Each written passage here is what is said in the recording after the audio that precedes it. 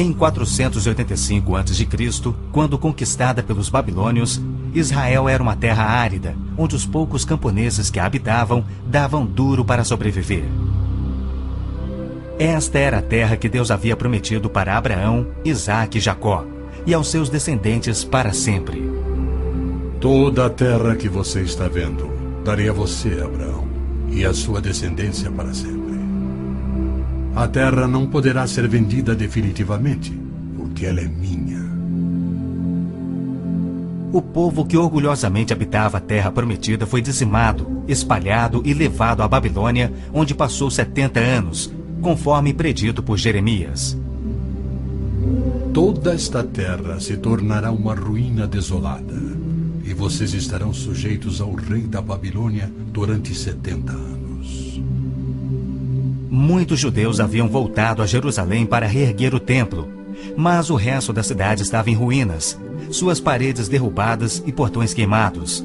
Em meio à desolação, Deus inspirou o profeta Zacarias a proferir uma das profecias mais notáveis já registradas. Ela predizia o período bíblico conhecido como os últimos dias. Farei de Jerusalém uma taça que embriague todos os povos ao seu redor. Farei de Jerusalém uma pedra pesada para todas as nações. O cumprimento dessa profecia, após o admirável renascimento de Israel em 1948, é constatado pelo mundo todo. Exatamente como previsto na Bíblia, ao invés de Nova York, Berlim ou Moscou, a pequenina Jerusalém é o fardo maior dos países do mundo. O peso que ela tem é tal que o Conselho de Segurança das Nações Unidas dedicou quase 1/3 das suas deliberações a Israel, que representa apenas 1/1000 da população mundial.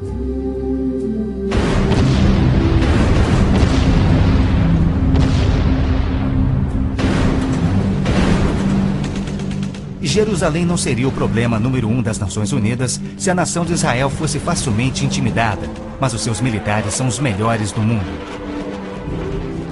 Naquele dia farei que os líderes de Judá sejam semelhantes a um braseiro.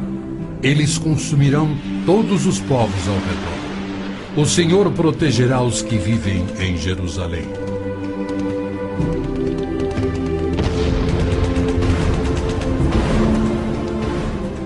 E exatamente como previsto, Israel tem devorado quem o ataca, vencendo todas as guerras, apesar de enormes desvantagens.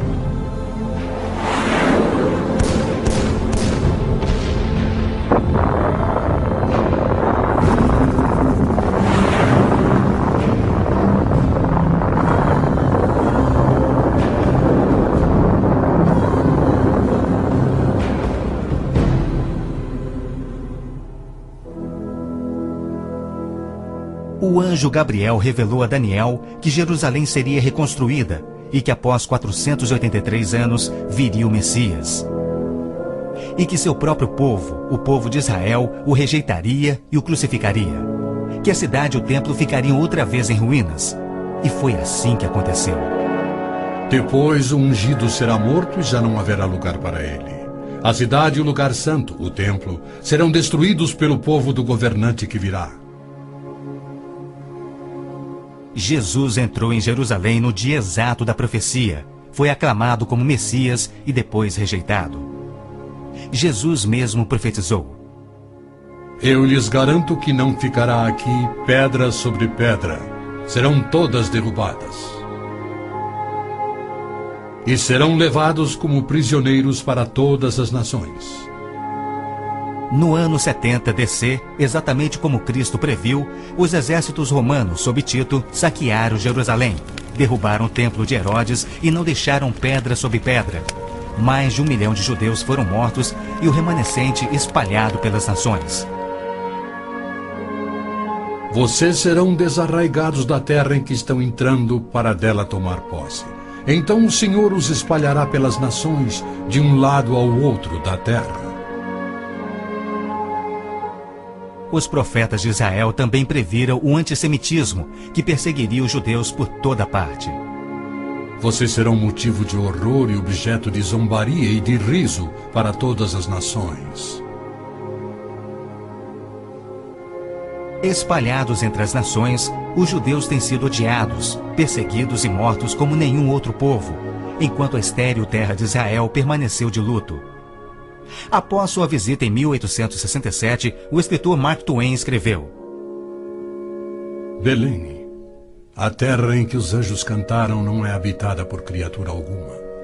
A Palestina se recobre de pano de saco e cinzas, desolada e sem beleza.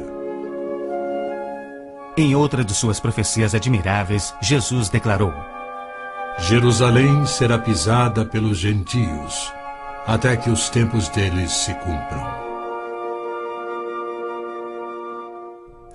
Jerusalém foi disputada por todos os grandes povos da história. Babilônios a dominaram, depois os Medo-Persas. Alexandre o Grande tomou a Palestina para os gregos em cerca de 300 a.C. Depois foram os egípcios, seguidos pelos assírios e então os romanos. Invasores islâmicos se apoderaram dela, mas foram depostos nas cruzadas. Mais tarde, os mamelucos islâmicos do Egito a tomaram. Depois, os turcos otomanos reinaram por 4 séculos. E ao longo destes séculos, os judeus ali viveram e sofreram. O pleno cumprimento das profecias bíblicas sobre Israel, Jerusalém e os judeus é a prova incontestável da existência de Deus e da veracidade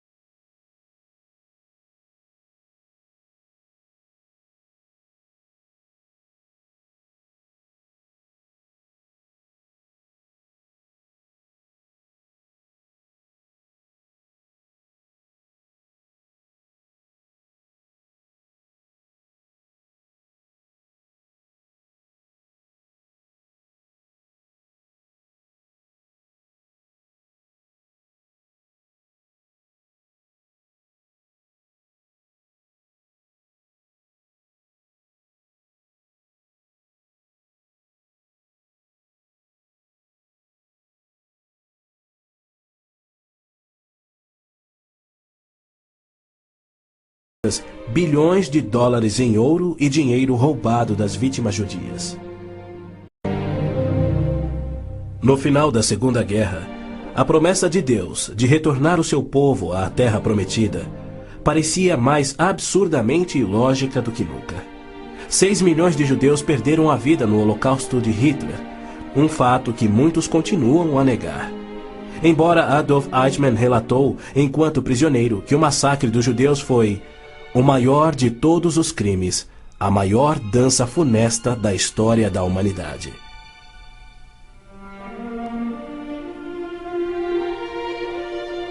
E o mais incrível é que após a guerra, centenas dos esqueléticos sobreviventes, libertados dos campos de extermínio, foram mortos em toda a Europa. Porém, Deus não esquecera das suas promessas.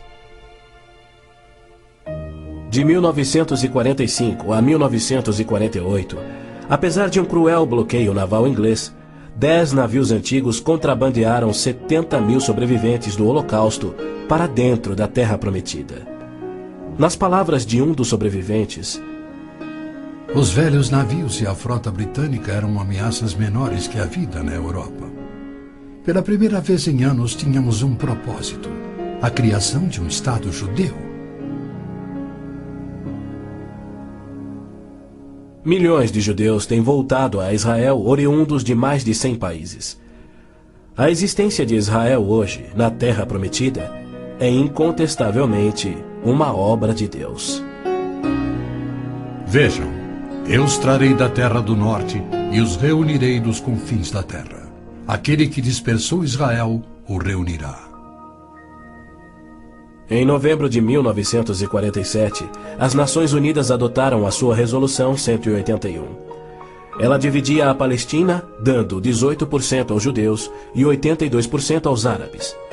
E tornou Jerusalém uma cidade internacional que, conforme o Vaticano também insistiu, nunca poderia ter domínio judeu. O mundo árabe rejeitou esta resolução e exigiu toda a Palestina. Até hoje, nenhum mapa árabe admite a existência de Israel.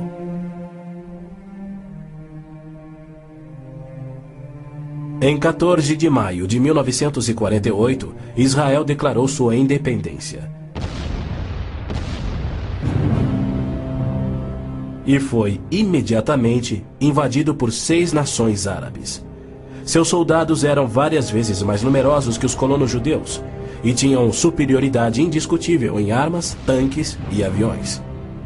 Tendo recebido da ONU uma faixa estreita e indefensável de terra, rodeada de inimigos dispostos a exterminá-lo, Israel deveria ter sido aniquilado.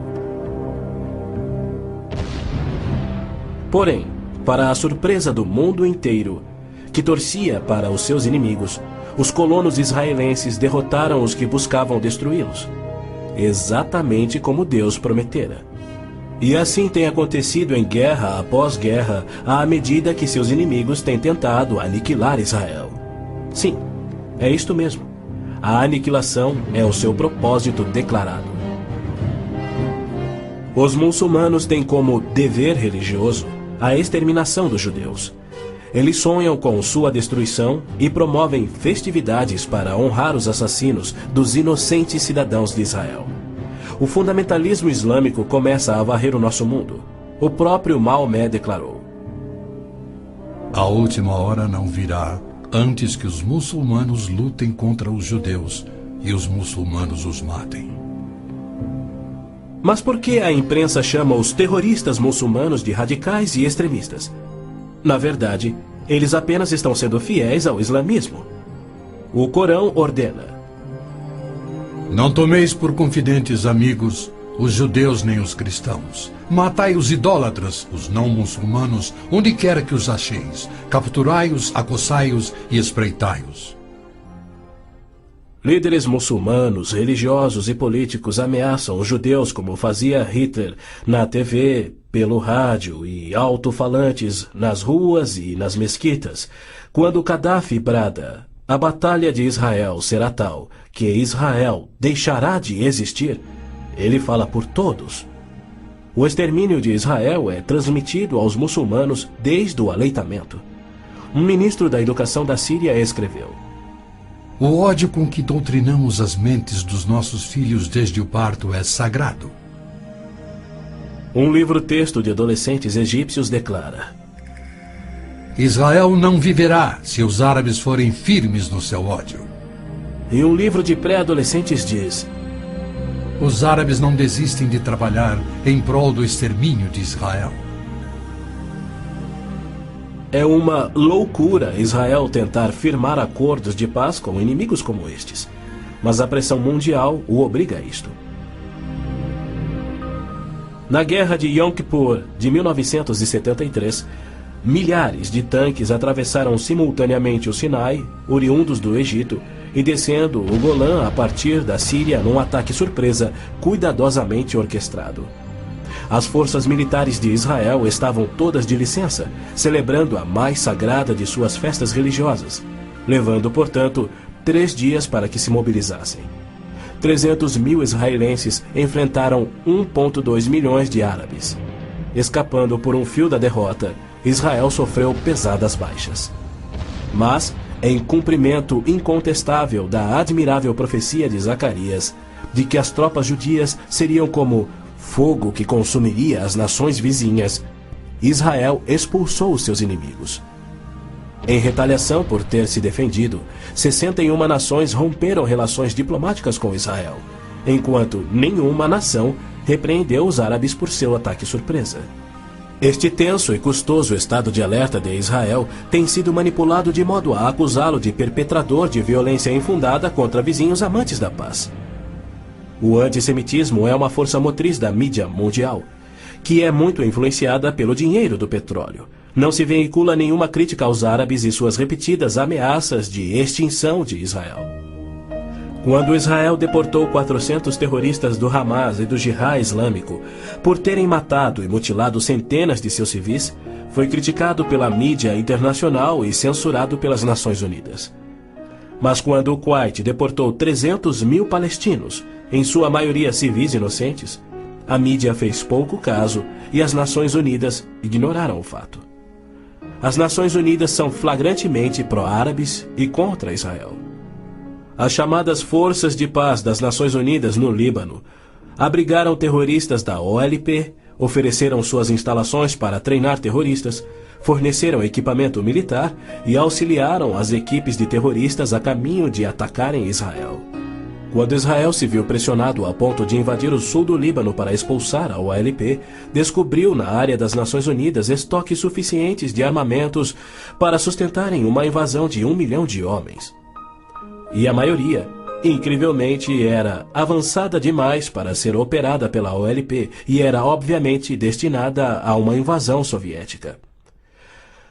A ONU já condenou Israel mais de 370 vezes por ter se defendido, porém nunca condenou os terroristas ou os seus agressores. 2 anos após a Olimpíada de Munique, em que a OLP assassinou 11 atletas israelenses, Arafat, o seu líder, foi convidado para falar na Assembleia Geral da ONU. E foi recebido como herói, embora clamasse pela extinção de Israel. O então secretário-geral da ONU, Boutros Ghali, declarou: Os judeus devem abrir mão de sua condição de nação e do Estado de Israel para serem assimilados como uma comunidade do mundo árabe. O Domo da Rocha, no cume do Monte Moriá, está situado no coração de Jerusalém. Esta edificação de 141 mil metros quadrados inspira paixões tão explosivas que pode ser o estopim da Terceira Guerra Mundial a qualquer instante. Foi ali que Abraão obedientemente construiu um altar e colocou sobre ele o seu filho Isaque, disposto a oferecê-lo como sacrifício a Deus. Mas Deus o impediu e proveu um carneiro para substituir a Isaque. 900 anos mais tarde, há cerca de 3.000 anos, o rei Davi comprou aquele terreno santo de Araúna, o Jebuseu, para poder edificar ali um altar a seu Deus. E foi ali que Salomão construiu o primeiro templo. Do templo judeu, destruído por 2 vezes, não resta nada. Em seu lugar se ergue o Domo da Rocha, um imenso monumento ao deus islâmico da lua, o antissemita Alá.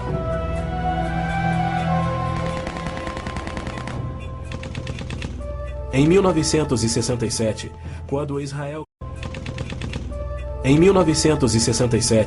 quando Israel capturou o leste de Jerusalém e junto com ele o Monte do Templo, isto parecia contradizer a profecia de Cristo de que Jerusalém seria pisoteada pelos gentios até a sua vinda. Mas, incrivelmente, Israel imediatamente devolveu o Monte do Templo aos cuidados do rei Hussein da Jordânia. Este, por sua vez, o confiou a Yasser Arafat e a sua OLP em 1994. Assim, o coração de Jerusalém está nas mãos de gentios e as nações dos gentios de todo o mundo exigem o controle. Uma das principais tensões no Oriente Médio, hoje em dia, é a questão do chamado povo palestino.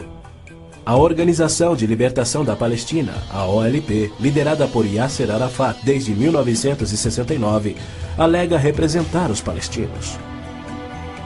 A OLP declara: Nosso conflito com o inimigo sionista não surge em função da demarcação de suas fronteiras, mas sim da própria existência de Israel. A OLP, como todos devem saber, é uma organização islâmica de terrorismo. Ela treinou as gangues de assassinos de Idi Amin, que mataram 300 mil cristãos negros em Uganda. Na verdade, a maioria das organizações terroristas em todo o mundo foram treinadas pela OLP. Arafat cometeu seu primeiro assassinato aos 20 anos.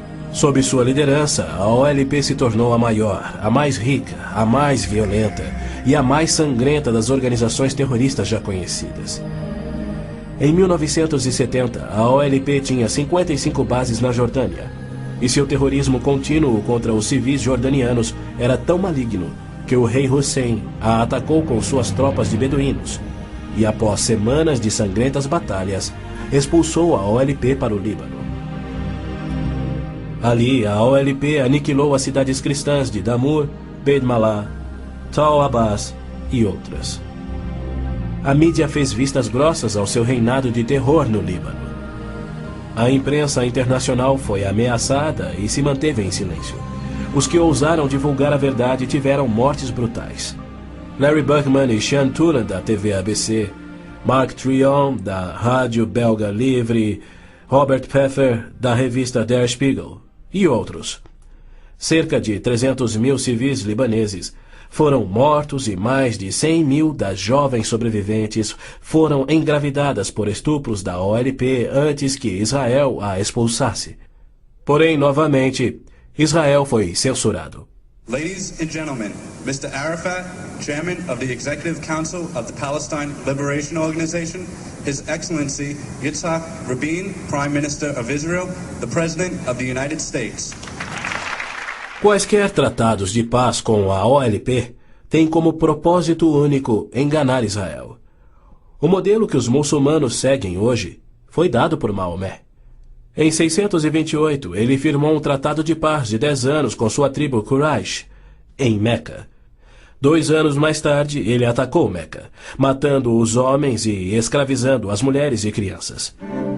Arafat declarou publicamente: Em nome de Alá, eu não considero o acordo de paz entre a OLP e Israel mais do que o acordo assinado entre nosso profeta Maomé e a tribo Quraysh.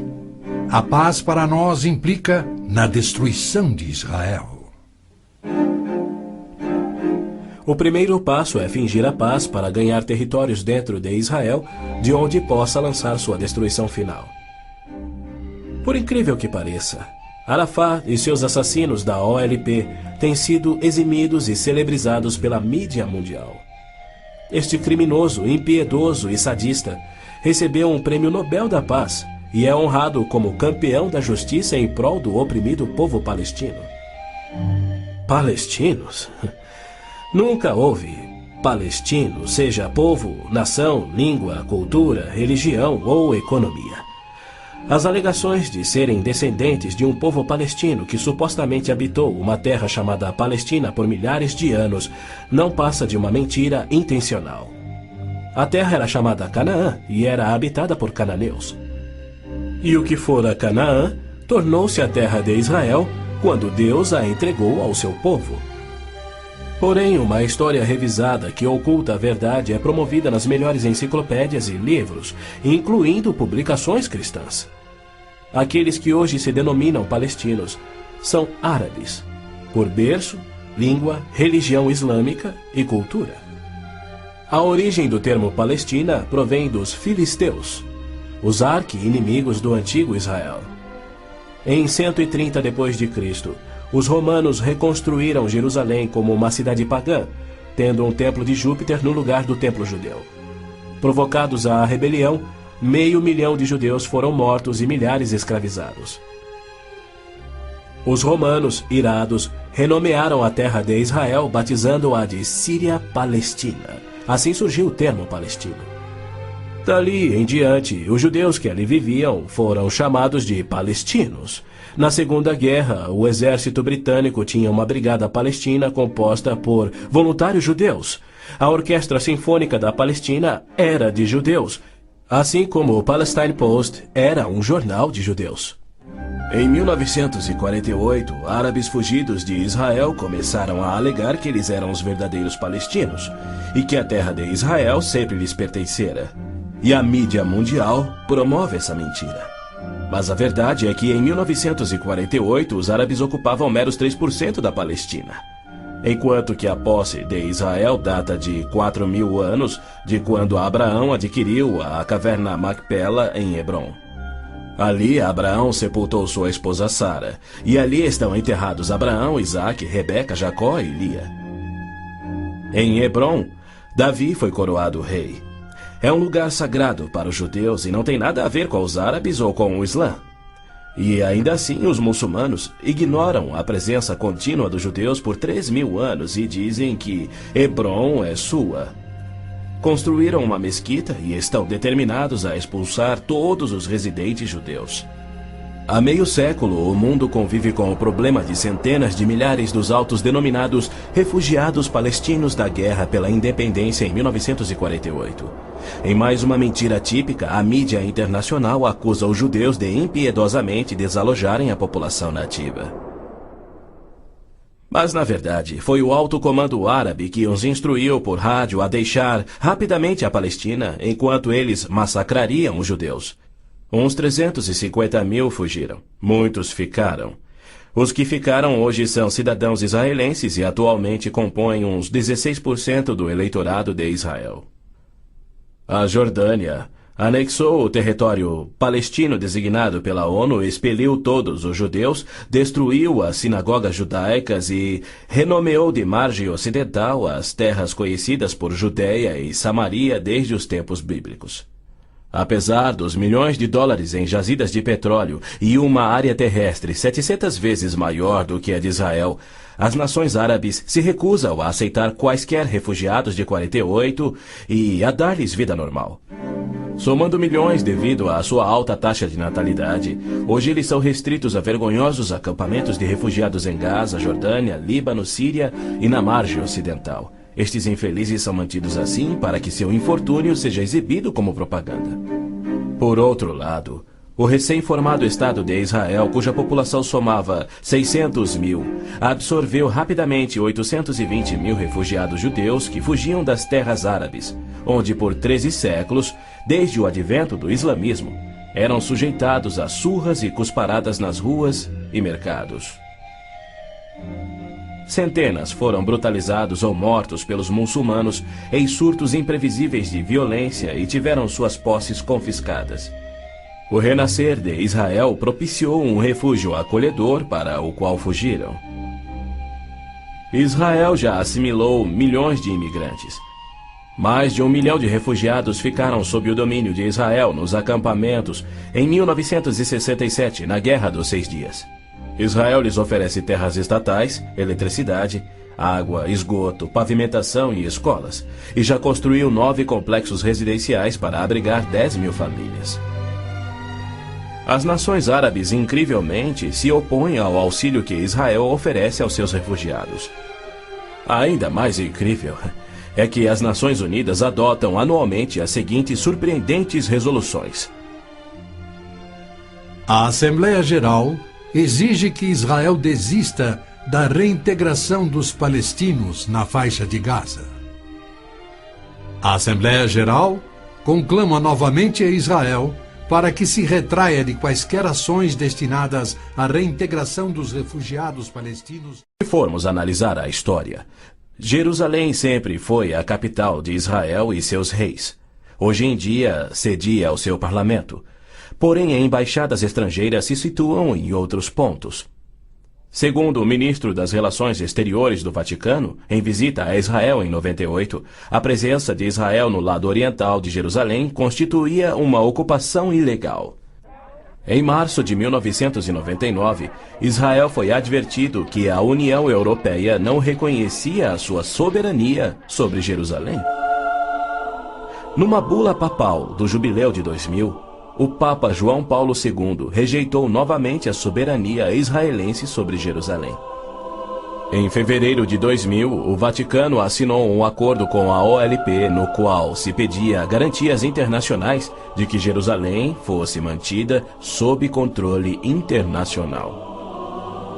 Os maiores inimigos de Israel são o Islã e o catolicismo romano. João Paulo II tem calorosamente recebido o fascínora Yasser Arafat, diversas vezes, até mesmo quando estava no auge de sua carreira como um dos assassinos e criminosos mais notórios do mundo. É claro que João Paulo II tem piamente condenado o antissemitismo, como lhe cabe fazer. Porém, ele se limita a se desculpar por atos cometidos por filhos e filhas da Igreja. E ele nunca, jamais, admitiu que os judeus e evangélicos martirizados na Inquisição o foram por política oficial da Igreja e seus papas. Roma insiste até em nossos dias que os católicos e não os judeus são o povo escolhido por Deus. Por exemplo, em 1928, um decreto do Vaticano se referia aos judeus como povo anteriormente escolhido por Deus. Em 1965, o Segundo Concílio do Vaticano declarou: a Igreja constitui o novo povo de Deus. A Roma Católica se denomina a Cidade Santa, a Cidade de Deus, a Cidade Eterna, títulos que Deus deu a Jerusalém. O interessante é que, ao invés de repreender Arafat por sua paixão por aniquilar Israel e suas crenças islâmicas anticristãs, o Papa aceitou seu convite para estar com ele em Jerusalém, celebrando a quem chamou de o nosso Jesus Cristo, entre aspas. Nosso Jesus Cristo? Segundo Arafat, Jesus foi um palestino que lutava contra Israel por sua liberdade, e o Papa apenas sorriu e o abençoou.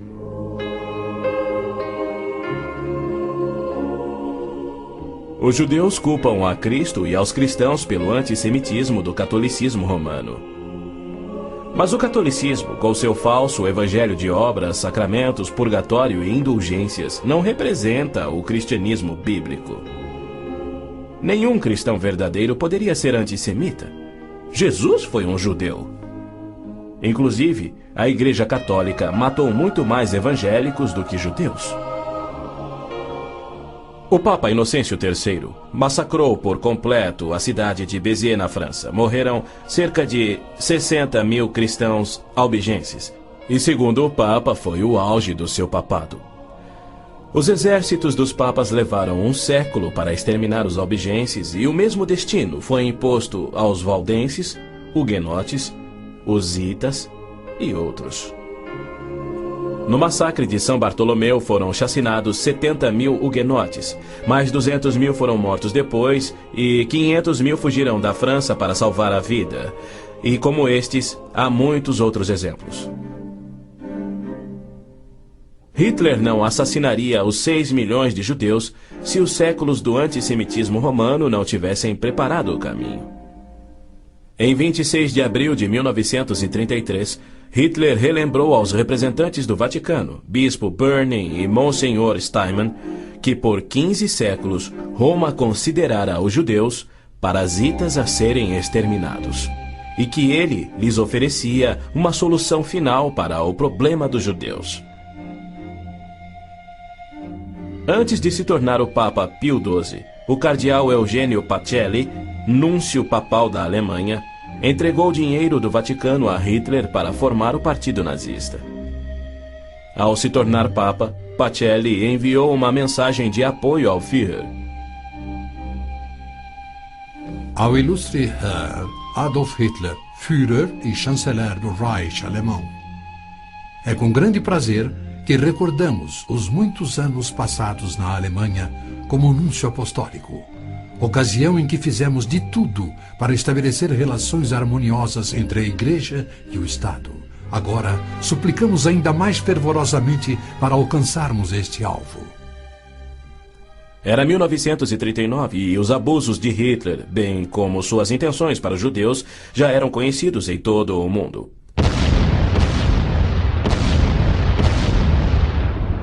Foi em janeiro daquele ano que Hitler declarou que a guerra resultaria na, abre aspas, exterminação da raça judaica, fecha aspas.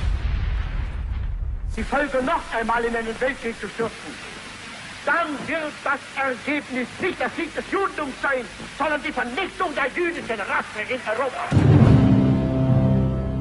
Após 4 anos, em 22 de junho de 1943, enquanto pairava a fumaça de judeus incinerados nos céus da Europa, O Papa Pio XII, em contraposição à promessa de Deus, escreveu ao presidente Roosevelt tentando dissuadi-lo de tornar a Palestina em terra judaica.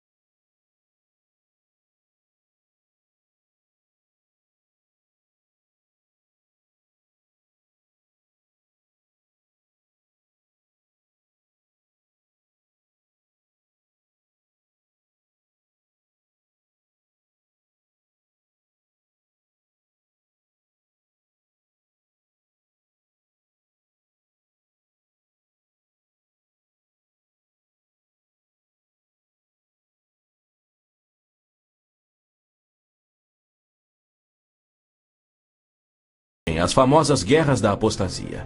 Abu Bakr, o primeiro califa a suceder Maomé, matou dezenas de milhares de ex-muçulmanos buscando reimplantar o Islã.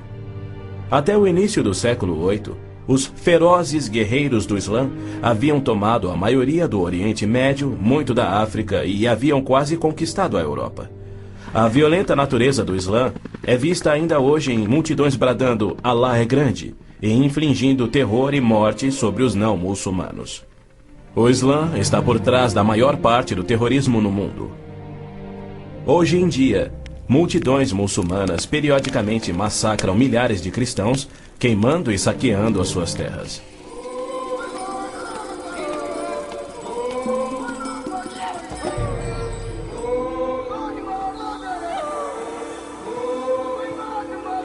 No sul do Sudão, milhões de cristãos negros estão sendo privados de alimento, escravizados e até mortos pelo governo islâmico do norte. É verdade que os judeus foram mortos durante as cruzadas, mas isso foi contra o ensinamento de Cristo e seu divino exemplo. Já os terroristas muçulmanos matam como forma de obediência a Allah, em obediência ao Corão e ao ensino e exemplo de Maomé. Qualquer estudioso muçulmano concordará ser o dever sagrado de todo muçulmano em todas as eras praticar guerra santa o quanto for possível para forçar o mundo inteiro à submissão ao Islã. O Corão mantém mais de 100 versículos sobre lutar e matar neste propósito. Porém, a mídia internacional insiste em descrever o Islã como religião pacífica. Tony Blair, o premier britânico, classificou o Islã dizendo ser sinônimo da paz, tolerância, além de uma força para o bem.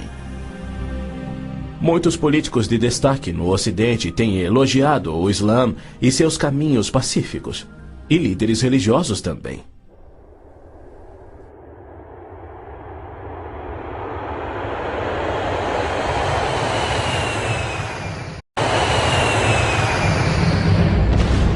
Os inusitados atos de guerra praticados por terroristas contra os Estados Unidos em setembro de 2001 resultaram em declarações de políticos que diziam ser necessário distinguir entre terrorismo causado por grupos extremistas, fanáticos, e a religião islâmica em si, que é pacífica. O escritor Tom Clancy disse que o Islã, como religião, não promove a violência. Uma declaração incrível frente aos ensinos contidos no Corão, os de Maomé, e a violência contínua que historicamente caracteriza o avanço do Islã. Esta é a visão romântica do Islã que encoraja o terrorismo. Para esses criminosos, Arafat é a prova viva das recompensas conferidas aos que aspiram ao terrorismo. Ele é o mais vil e bem-sucedido terrorista da história. A OLP detinha o recorde do maior sequestro aéreo, 4 aeronaves numa única operação, apenas igualado em 2001. o maior número de reféns, 300 pessoas na mesma operação e outros recordes que se mantêm até hoje. O número de pessoas baleadas num aeroporto, o maior resgate pago, 5 milhões de dólares pagos pela Lufthansa.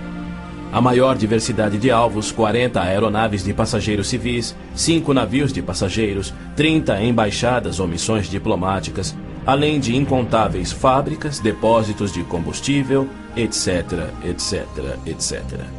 Ao invés de ser julgado como réu em corte internacional, assim como os nazistas e líderes sérvios, os sangrentos atos de Arafat atraíram a ONU, a União Europeia e incontáveis líderes políticos e religiosos para o seu lado contra Israel e lhe outorgaram o Prêmio Nobel da Paz. O que confere a pilotos habilidosos a coragem e o ímpeto de se apoderarem de jatos comerciais e arremetê-los contra edifícios civis ou militares. Ou outros que se suicidam explodindo ônibus em Tel Aviv. Somente uma coisa: a garantia islâmica do paraíso para os que morrem na jihad. Aos mártires, o Islã promete um palácio de marfim contendo 70 mansões, cada mansão contendo 70 casas e em cada casa uma cama com 70 lençóis. E em cada lençol uma linda virgem que recupera sua virgindade a cada vez que o mártir a possui. Lhe é prometido que o seu apetite para o sexo e alimento será igual ao de 100 homens. Os meninos muçulmanos ouvem essa promessa desde a infância.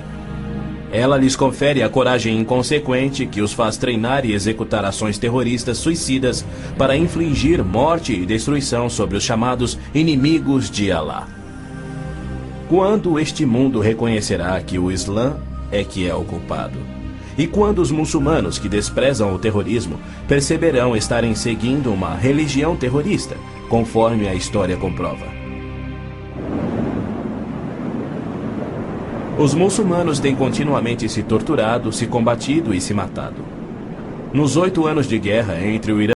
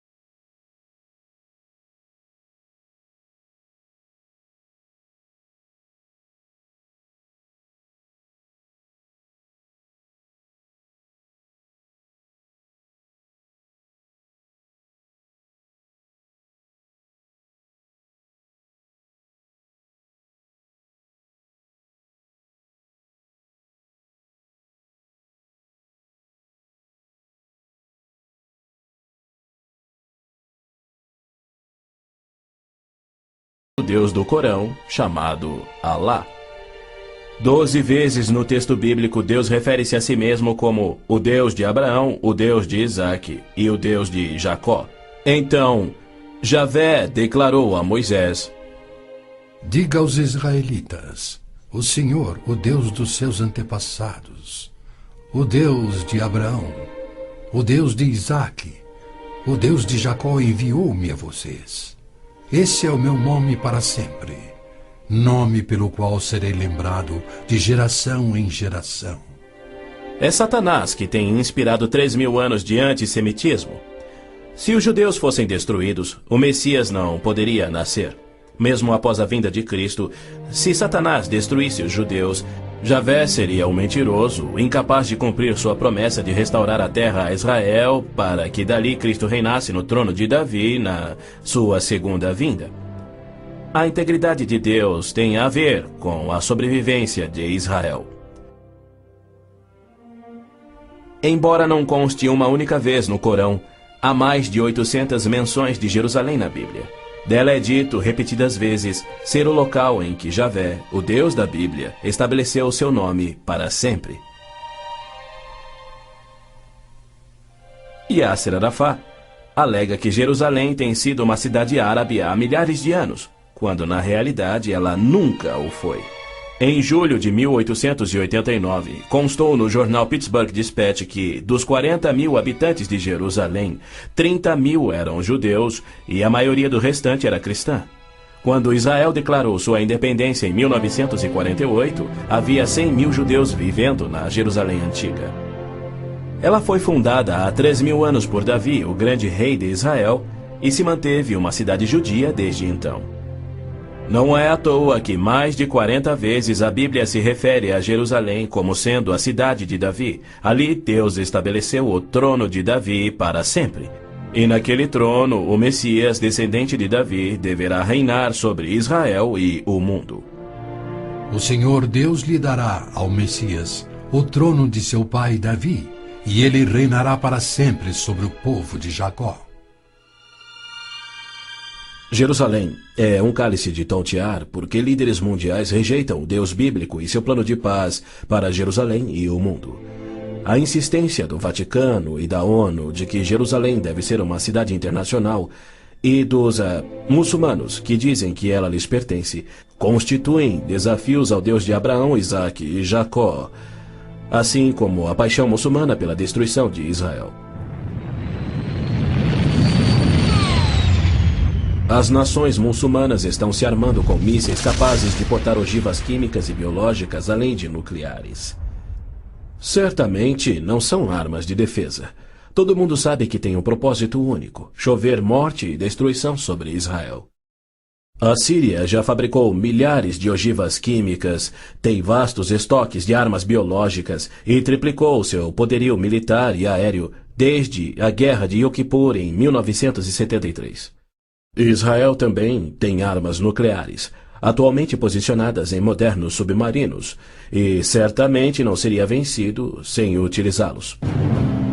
Era a isto que Cristo se referia quando, numa surpreendente profecia que antevia os armamentos modernos, ele alertou sobre uma destruição tão incrível que, se ele não intervisse para interrompê-la, não restaria vida na Terra? E se aqueles dias não fossem abreviados, ninguém sobreviveria. Ninguém sobreviveria. O Armagedon é tema frequente nas profecias bíblicas. A Bíblia descreve com clareza os eventos que anteciparão o Armagedon. Milhões de judeus já voltaram a Israel depois de serem espalhados entre as nações. Eles reconstruíram Israel a partir do nada e sentem-se seguros com uma falsa paz. Com a progressão do processo dessa falsa paz, os árabes matam e queimam as casas dos árabes que suspeitam estar cooperando com Israel. Terroristas muçulmanos que matam judeus são honrados nos países árabes. Ruas e feriados recebem os seus nomes. Na virada do milênio, o Prêmio Palestino de Cultura foi outorgado a Abu Daud por seu livro, no qual descreveu como planejou e executou o assassinato de 11 atletas israelenses nas Olimpíadas de Munique em 72. Ainda assim, os israelenses seguem sonhando em alcançar a paz com aqueles que juraram exterminá-los. Logo a seguir virá aquilo que Jeremias chamou de o tempo da angústia de Jacó. Exércitos do mundo, sob o anticristo, serão trazidos ao Armagedon por Javé, no intento de puni-los por terem odiado, perseguido e matado o seu povo Israel, e para disciplinar Israel por sua descrença.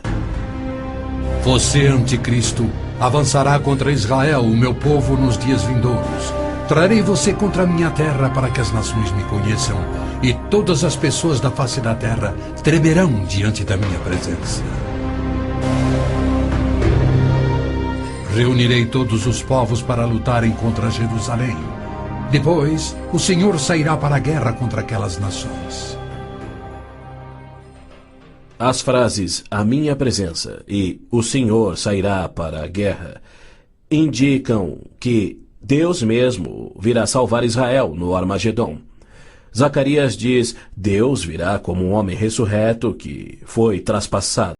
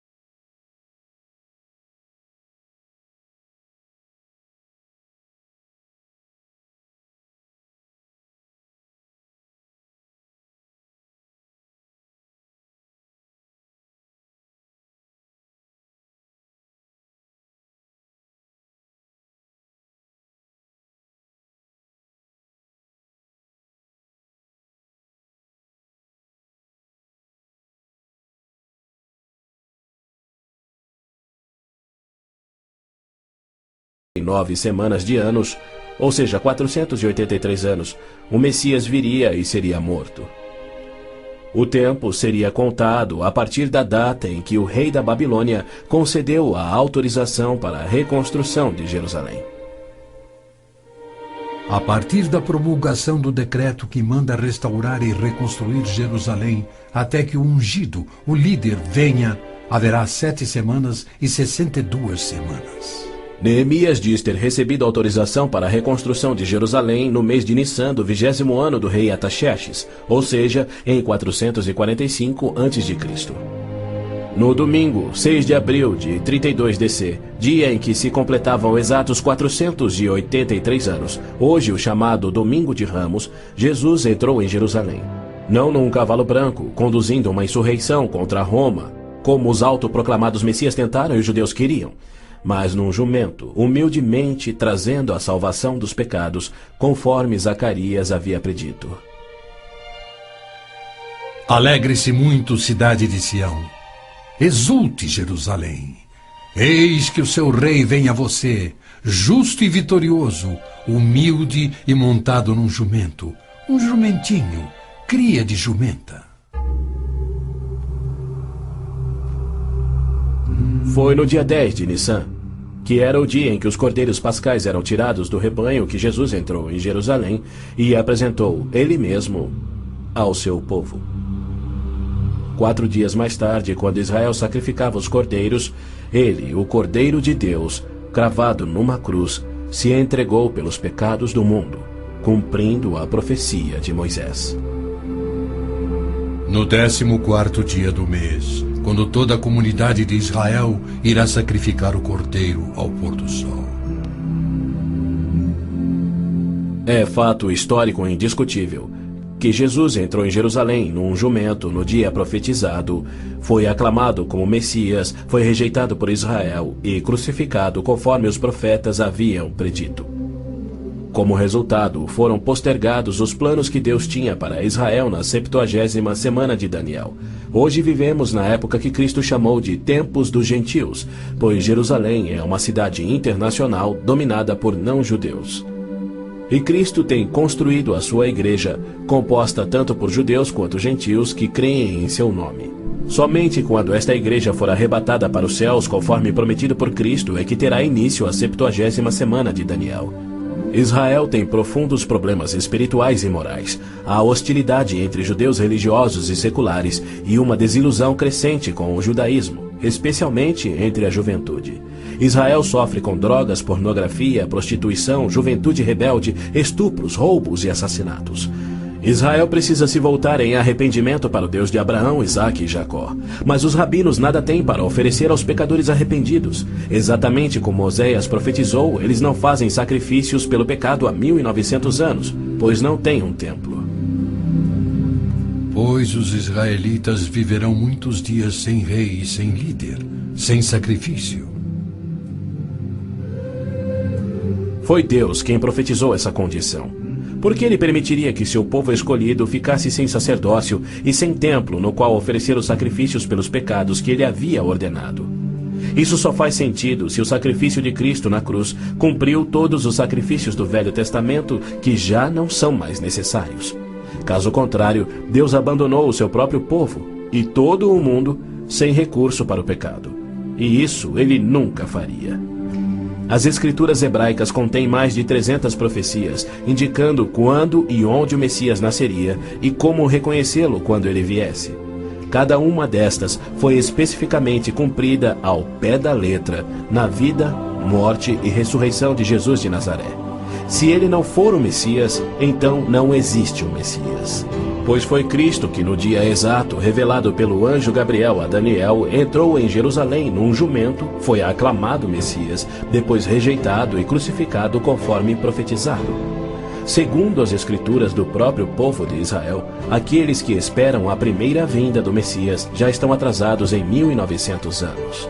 A única esperança de Israel está na sua segunda vinda, e podemos ter certeza de que, havendo gerado a nação de Israel, Deus irá cumprir o seu propósito. Havendo gerado a nação de Israel, Deus irá cumprir o seu propósito. Pois ele declara: Pode uma nação nascer? Acaso faço chegar a hora do parto e não faço nascer, diz o Senhor? Acaso fecho o ventre? Tragicamente, muitos judeus só crerão no seu Messias no Armagedon. Quando Javé aparecer em pessoa para salvar Israel da destruição pelos exércitos, eles reconhecerão finalmente ser o Messias, aquele que foi traspassado e morto pelos seus pecados e que ressuscitou como o próprio Messias predito pelos seus profetas, a quem rejeitaram. Então todos os judeus ainda vivos irão crer. Mas para todos aqueles, judeus e gentios, que morrerem sem crer nele, tragicamente não restará esperança.